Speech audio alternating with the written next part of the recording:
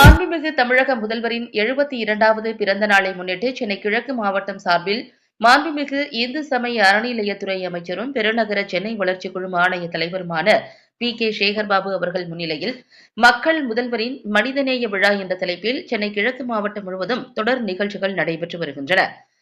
அதன் ஒரு பகுதியாக யாதும் ஊரென சொல்வோமே உலகை உறவாக்கிக் கொள்வோமே என்ற தலைப்பில் கழக அயலக அணி சார்பில் புகழரங்கம் சேத்துப்பட்டு மலையாளி கிளப் அரங்கத்தில் கழக அயலக அணியின் மாநில துணை செயலாளரும் பெருநகர சென்னை மாநகராட்சி 99வது வார்டு மாமன்ற உறுப்பினருமான பரிதி இளம் சுருதி நிகழ்ச்சி ஏற்பாட்டில் வெகு விமரிசையாக நடைபெற்றது. இந்நிகழ்ச்சியில் சிறப்பு அழைப்பாளராக ராமானந்தா குமரகுருபர அடிகளார் கலந்து கொண்டு புகழ் உரையை துவக்கி வைத்தார்.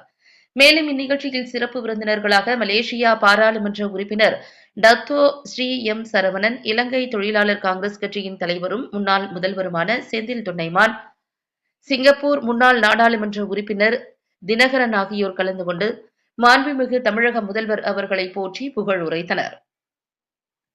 மேலும் இந்நிகழ்ச்சியில் சென்னை மேயர் பிரியா ராஜன், எழும்பூர் வடக்கு பகுதி செயலாளர் வேலு, தெற்கு பகுதி செயலாளர் சுதாகர், தலைமை செயற்குழு உறுப்பினர் KSM நாதன், மாவட்ட அவைத் தலைவர் ஏகப்பன், பொதுக்குழு உறுப்பினர்கள் மணி, நந்தீஸ்வரன், நிர்மலா தேவி, மாமன்ற உறுப்பினர் எல் சுந்தரராஜன், வட்ட செயலாளர்கள் சேகர், RM ரங்கநாதன், தயாளன், அப்பாய், மனோகர், பாபு, விஜயகுமார், டால்பின் ஹரி, மொய்தீன், வார்மதி கதிரவன், சென்னை கிழக்கு மாவட்ட அயலக அணியின் நிர்வாகிகள் RS சித்திக், முத்து இப்ராஹிம் சா, அஜித், ரஹீபுல்லா, விஜயகுமார், வீரேந்தர் நந்தா, சுகுமாரன், நாராயணன், சுந்தர்ராஜன், பிரகாஷ், பிரகாஷ் உள்ளிட்ட மாநில, மாவட்ட, பகுதி, வட்ட கழக நிர்வாகிகள் மற்றும் பிற அணி பொறுப்பாளர்கள், மகளிர் அணியினர் என பலர் கலந்து கொண்டனர்.